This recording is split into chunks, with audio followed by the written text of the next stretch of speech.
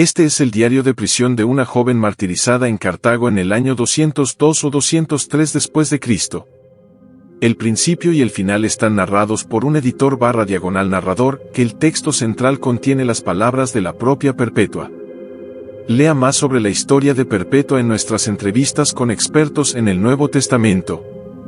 Varios jóvenes catecúmenos fueron arrestados, Revocatus y su compañera esclava Felicitas, Saturninus y Secundulus, y con ellos Vivia Perpetua, una mujer recién casada de buena familia y educación. Sus padres aún vivían y uno de sus dos hermanos era catecúmeno como ella. Tenía unos 22 años y un hijo pequeño al que amamantaba. A partir de este punto, todo el relato de su calvario es suyo, según sus propias ideas y tal como ella misma lo escribió. Mientras aún estábamos detenidos, dijo ella, mi padre, por amor a mí, intentaba persuadirme y hacerme cambiar de opinión. Padre, le dije, ¿ves este jarrón de aquí, por ejemplo, o esta vasija de agua o lo que sea? Sí, lo hago, dijo él. Y le dije, ¿podría llamarse de otra manera que no sea con el nombre que tiene? Y él dijo, no. Pues bien, a mí tampoco se me puede llamar de otra manera que no sea lo que soy, un cristiano. Ante esto, mi padre se enfureció tanto al oír la palabra, cristiano, que se abalanzó sobre mí como si fuera a sacarme los ojos. Pero no dijo nada más y se marchó, derrotado junto con sus diabólicos argumentos. Durante los días siguientes di gracias al Señor por estar separada de mi padre, y su ausencia me consoló. En esos días fui bautizada, y el Espíritu me inspiró a no pedir ningún otro favor después del agua, sino simplemente la perseverancia de la carne. Unos días después nos alojaron en la cárcel, y yo estaba aterrorizada, pues nunca antes había estado en un lugar tan oscuro. ¡Qué tiempos tan difíciles! Con la multitud, el calor era sofocante, luego estaba la extorsión de los soldados, y para colmo, me atormentaba la preocupación por mi bebé allí. Entonces Tercio y Pomponio, esos benditos diáconos que intentaron cuidarnos, sobornaron a los soldados para que nos permitieran ir a una zona mejor de la prisión a descansar unas horas. Después, cada uno salió de aquel calabozo y se las arregló como pudo. Yo amamanté a mi bebé, que estaba débil de hambre. En mi angustia, hablé con mi madre sobre el niño, intenté consolar a mi hermano y se lo encomendé. Sufría al verlo sufrir por compasión. Estas fueron las pruebas que tuve que soportar durante muchos días. Entonces conseguí permiso para que mi bebé se quedara conmigo en la prisión. Enseguida recuperé la salud, aliviada como estaba de mi preocupación y angustia por el niño. Mi prisión se había convertido de repente en un palacio, así que prefería estar allí que en cualquier otro sitio. Entonces mi hermano me dijo, querida hermana, eres muy privilegiada, seguramente podrías pedir una visión para descubrir si serás condenada o liberada. Prometí fielmente que lo haría, pues sabía que podía hablar con el Señor, cuyas grandes bendiciones había venido a experimentar. Así que dije, te lo diré mañana. Entonces hice mi petición y esta fue la visión que tuve. Vi una escalera de bronce de una altura tremenda, que llegaba hasta el cielo, pero era tan estrecha que solo una persona podía subir a la vez. A los lados de la escalera había toda clase de armas de metal, espadas, lanzas, ganchos, dagas y púas, de modo que, si alguien intentaba subir descuidadamente o sin prestar atención, quedaría mutilado y su carne se les pegaría a las armas. Al pie de la escalera yacía un dragón de tamaño descomunal, que atacaba a quienes intentaban subir y los aterrorizaba para que no lo hicieran. Saturus fue el primero en ascender, el mismo que más tarde se entregaría voluntariamente. Él había sido el artífice de nuestra fortaleza, aunque no estuvo presente cuando nos arrestaron. Llegó a lo alto de la escalera, miró hacia atrás y me dijo, Perpetua, te estoy esperando. Pero ten cuidado, no dejes que el dragón te muerda. Él no me hará daño, dije, en el nombre de Cristo Jesús. Lentamente, como si me temiera, el dragón asomó la cabeza por debajo de la escalera. Entonces, usándola como primer paso, le pisé la cabeza y subí. Entonces vi un jardín inmenso, y en él estaba sentado un hombre de cabellos grises, vestido de pastor, que era alto y ordeñaba ovejas. A su alrededor había miles de personas vestidas de blanco. Él alzó la cabeza, me miró y dijo, me alegra que hayas venido, hijo mío. Me llamó y me dio, por así decirlo, un sorbo de la leche que estaba sacando, la tomé con las manos ahuecadas y la bebí. Y todos los que estaban alrededor dijeron, amén. Al oír estas palabras, recobré el sentido, con el sabor de algo dulce aún en la boca. Enseguida se lo conté a mi hermano, y comprendimos que tendríamos que sufrir, y que de ahora en adelante ya no tendríamos esperanza en esta vida. Unos días después corrió el rumor de que nos iban a conceder una audiencia. Mi padre también llegó de la ciudad, agotado por la preocupación, y vino a verme con la intención de convencerme. Hija, dijo, ten piedad de mis canas, ten piedad de mí, tu padre, si es que merezco ser llamado padre, si te he favorecido por encima de todos tus hermanos, si te he criado hasta alcanzar la plenitud de tu vida. No me abandones para que sea objeto de burla. Piensa en tus hermanos, piensa en tu madre y en tu tía, piensa en tu hijo, que no podrá vivir cuando tú ya no estés. Deja tu orgullo. Nos destruirás a todos. Ninguno de nosotros podrá volver a hablar con libertad si te sucede algo. Así me hablaba mi padre, lleno de amor, besándome las manos y postrándose ante mí. Con lágrimas en los ojos, ya no me llamaba hija, sino mujer. Sentía lástima por mi padre, pues solo él, entre toda mi familia, se entristecería al verme sufrir. Intenté consolarlo diciéndole, todo sucederá en el banquillo de los acusados según la voluntad de Dios, porque puedes estar seguro de que no estamos solos, sino que todo está en su poder. Y me dejó sumida en una gran tristeza. Un día, mientras desayunábamos, nos llevaron de repente a una audiencia. Llegamos al foro, y enseguida la noticia se extendió por el barrio cercano y se congregó una gran multitud. Nos dirigimos al banquillo de los acusados. Todos los demás, al ser interrogados, admitieron su culpabilidad. Entonces, cuando llegó mi turno, apareció mi padre con mi hijo, me apartó del estrado y me dijo, cumple con tu deber. Ten piedad de tu hijo.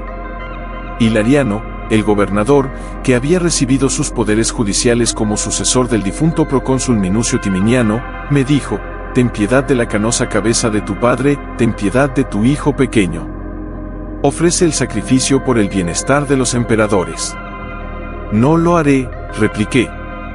¿Eres cristiano?, preguntó Hilariano. Y yo dije, sí, lo soy. Cuando mi padre insistió en intentar disuadirme, Hilariano ordenó que lo tiraran al suelo y lo azotaran con una vara. Sentí lástima por mi padre, como si yo mismo hubiera sido azotado. Sentí lástima por su patética vejez. Entonces Hilariano dictó sentencia contra todos nosotros, fuimos condenados a ser azotados por las fieras, y volvimos a prisión con gran ánimo. Pero mi bebé se había acostumbrado a ser amamantado y a estar conmigo en prisión. Así que envié inmediatamente al diácono Pomponio a mi padre para pedirle al niño. Pero mi padre se negó a entregármelo. Pero, por voluntad de Dios, el niño ya no tenía deseo de mamar, ni yo sufrí ninguna inflamación, y así me libré de toda preocupación por mi hijo y de toda molestia en mis pechos. Días después, un ayudante llamado Pudens, que estaba a cargo de la prisión, comenzó a tratarnos con gran respeto, al darse cuenta de que poseíamos un gran poder interior. Y empezó a permitir que muchos nos visitaran para nuestro mutuo consuelo. Se acercaba el día del concurso, y mi padre vino a verme, abrumado por la tristeza.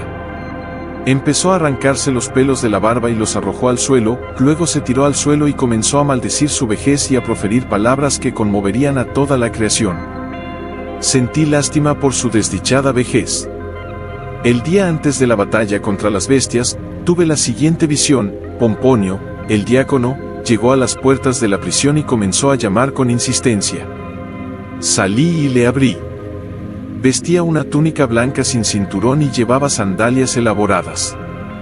Me dijo, Perpetua, ven, te estamos esperando.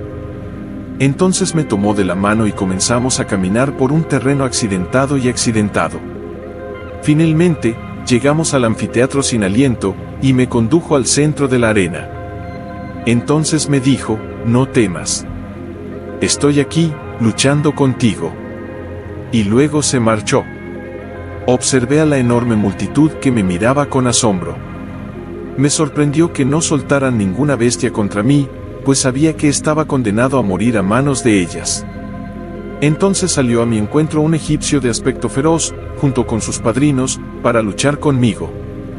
También se acercaron unos jóvenes apuestos para ser mis padrinos y ayudantes.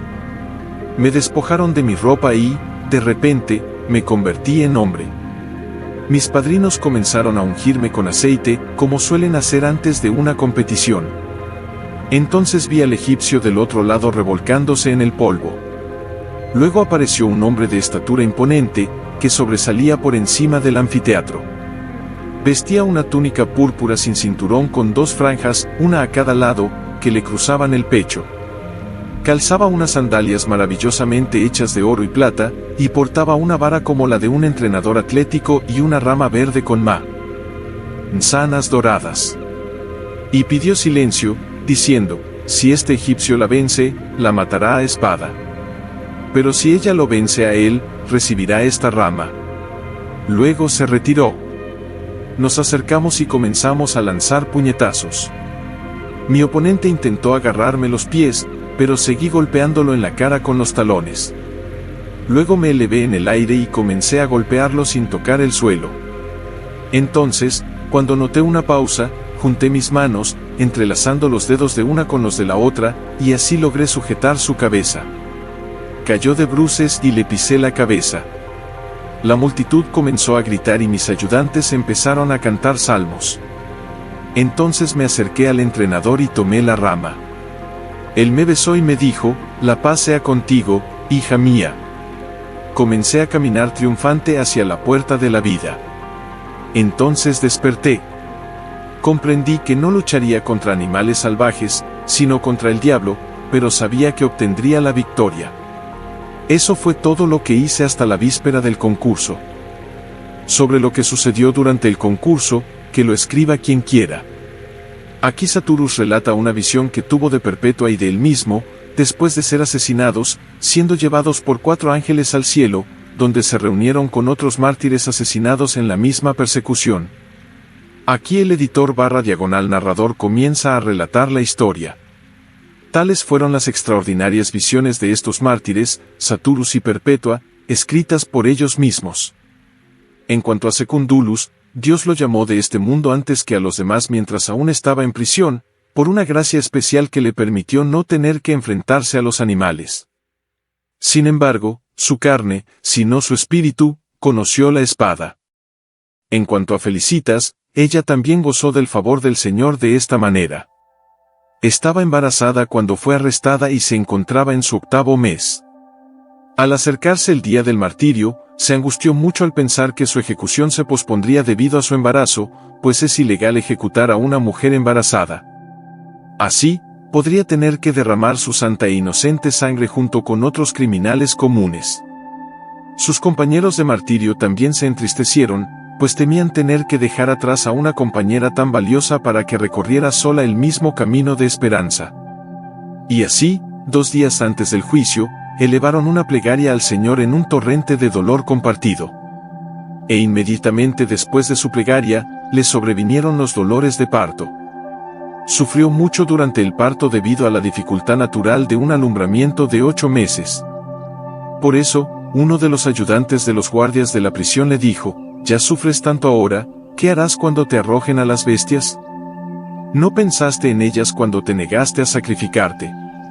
«Lo que sufro ahora», respondió, «lo sufro yo sola. Pero entonces habrá otro dentro de mí que sufrirá por mí, así como yo sufriré por él». Y dio a luz a una niña, y una de las hermanas la crió como a su propia hija. Por lo tanto, puesto que el Espíritu Santo ha permitido que se escriba la historia de este encuentro y, al permitirlo, la ha querido, cumpliremos el mandato, o mejor dicho, la comisión, de la Santísima Perpetua, por muy indigno que sea de añadir algo a esta gloriosa historia. Al mismo tiempo, añadiré un ejemplo de su perseverancia y nobleza de espíritu. El tribuno militar los había tratado con extraordinaria severidad porque, según le informaron ciertas personas muy insensatas, temió que pudieran ser sacados de la prisión mediante hechizos mágicos. Perpetua le habló directamente: ¿por qué no nos permite siquiera descansar como es debido? Somos los prisioneros más distinguidos, pues pertenecemos al emperador, debemos luchar el día de su cumpleaños. ¿No sería un honor para ti que nos presentaran ese día en mejores condiciones? El oficial se inquietó y se puso rojo. Fue entonces cuando ordenó que se les tratara con mayor humanidad y permitió que sus hermanos y otras personas los visitaran, para que los prisioneros pudieran comer en su compañía. Para entonces, el ayudante que dirigía la cárcel era cristiano. El día anterior, cuando compartieron su última comida, llamada banquete gratuito, celebraron no un banquete, sino una fiesta de amor. Hablaron a la multitud con la misma firmeza, advirtiéndoles del juicio de Dios, enfatizando el gozo que encontrarían en su sufrimiento y ridiculizando la curiosidad de quienes venían a verlos. Saturnus dijo: ¿no les bastará mañana? ¿Por qué tienen tanto interés en ver algo que les desagrada? Quienes hoy son nuestros amigos serán nuestros enemigos mañana. Pero fíjense bien en nuestra apariencia para que nos reconozcan. Así, todos salían de la prisión asombrados, y muchos comenzaron a creer. Amaneció el día de su victoria, y marcharon desde la prisión hasta el anfiteatro con júbilo, como si fueran al cielo, con rostros serenos, temblando, si acaso, de alegría más que de miedo. Perpetua caminaba con semblante radiante y paso firme, como la amada de Dios, como esposa de Cristo, acallando las miradas de todos con su intensa mirada.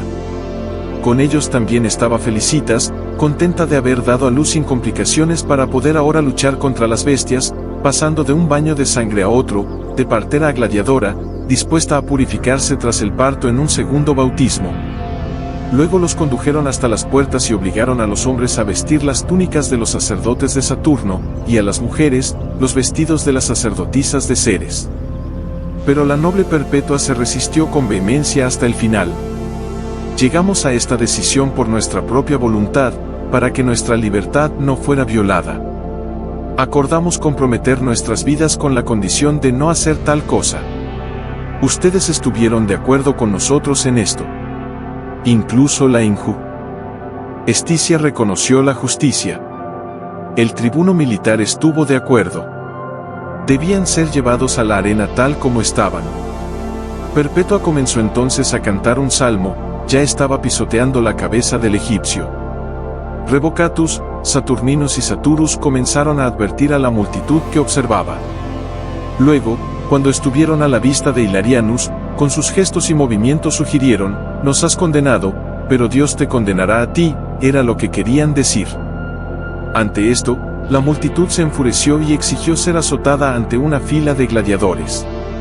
Se regocijaron al ver que habían participado en los sufrimientos del Señor. Pero aquel que dijo: pedid y se os dará, respondió a su plegaria concediéndoles a cada uno la muerte que habían pedido. Pues siempre que discutían entre ellos su deseo de martirio, Saturnino insistía en que quería ser expuesto a todas las bestias, para que su corona fuera aún más gloriosa. Así pues, al comienzo del combate, él y Revocato se enfrentaron a un leopardo, y luego, mientras estaban en el cepo, fueron atacados por un oso. En cuanto a Saturno, no temía nada más que a un oso, y contaba con morir de un solo mordisco de leopardo. Entonces se enfrentó a un jabalí, pero el gladiador que lo había atado al animal fue corneado por el jabalí y murió pocos días después del combate, mientras que Saturno solo fue arrastrado. Luego, cuando estaba atado en el cepo esperando al oso, el animal se negó a salir de las jaulas, por lo que Saturno fue llamado de nuevo ileso. Para las jóvenes, sin embargo, el diablo había preparado una novilla enloquecida. Era un animal inusual, pero fue elegido para que su sexo coincidiera con el de la bestia. Así que las desnudaron, las metieron en redes y las llevaron a la arena. Incluso la multitud se horrorizó al ver que una era una joven delicada y la otra una mujer recién parida, con la leche aún goteando de sus pechos. Y así las trajeron de vuelta y las vistieron con túnicas sin cinturón. Primero la novilla derribó a Perpetua, quien cayó de espaldas. Luego, incorporándose, se bajó la túnica rasgada a un lado para cubrirse los muslos, más preocupada por su pudor que por su dolor. Después pidió una horquilla para sujetar su cabello despeinado, pues no era justo que una mártir muriera con el cabello revuelto, para que no pareciera estar de luto en su hora de triunfo. Entonces se levantó. Y al ver que Felicitas había sido aplastada contra el suelo, se acercó a ella, le tendió la mano y la ayudó a incorporarse. Entonces las dos se quedaron de pie una al lado de la otra.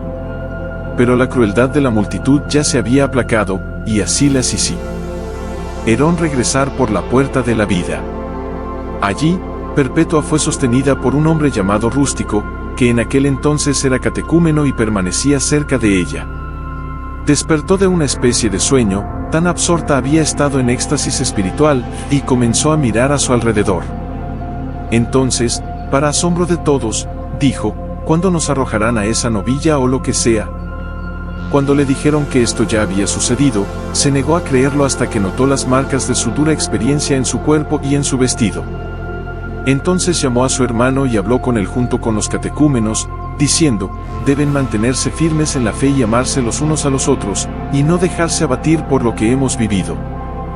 En otra puerta, Saturnus se dirigía con vehemencia al soldado Pudens. Es exactamente como lo predije. Hasta ahora ningún animal me ha tocado. Así que créeme con toda sinceridad, entraré allí y un solo mordisco de leopardo acabará conmigo.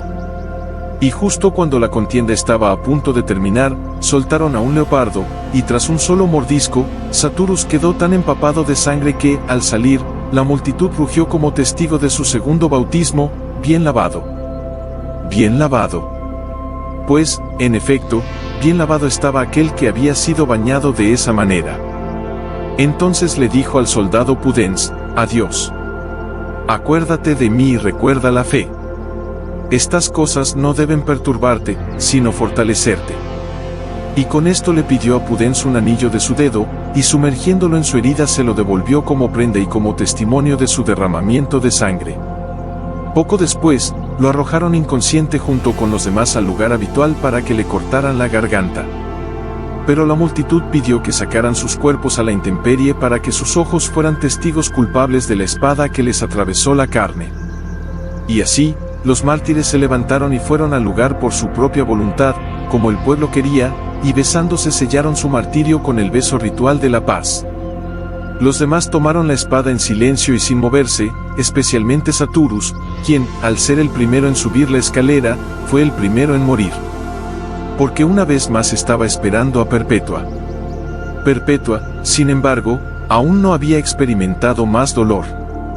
Gritó al ser golpeada en el hueso, luego tomó la mano temblorosa del joven gladiador y la condujo a su garganta. Era como si una mujer tan grande, temida como era por el espíritu inmundo, no pudiera ser eliminada a menos que ella misma lo deseara. Ah, validines y bienaventurados mártires. Verdaderamente sois llamados y escogidos para la gloria de Cristo Jesús, nuestro Señor. Y todo aquel que exalta, honra y adora su gloria debería leer, para consuelo de la Iglesia, estas nuevas hazañas de heroísmo, tan significativas como los relatos de antaño. Pues estas nuevas manifestaciones de virtud darán testimonio del mismo Espíritu que aún obra, y de Dios Padre Todopoderoso, de su Hijo Jesucristo, nuestro Señor, a quien pertenece el esplendor y el poder inconmensurable por los siglos de los siglos. Amén. Por favor escribe en los comentarios, si quiere algún tema sobre el martirio de las santas Perpetua y Felicidad, puedo hacer una historia más profunda en un nuevo video. Por ahora, dale me gusta a este video, suscríbete al canal y mira nuestros videos relacionados con diferentes historias. Mantén sus mentes abiertas, para encontrarnos en el próximo video.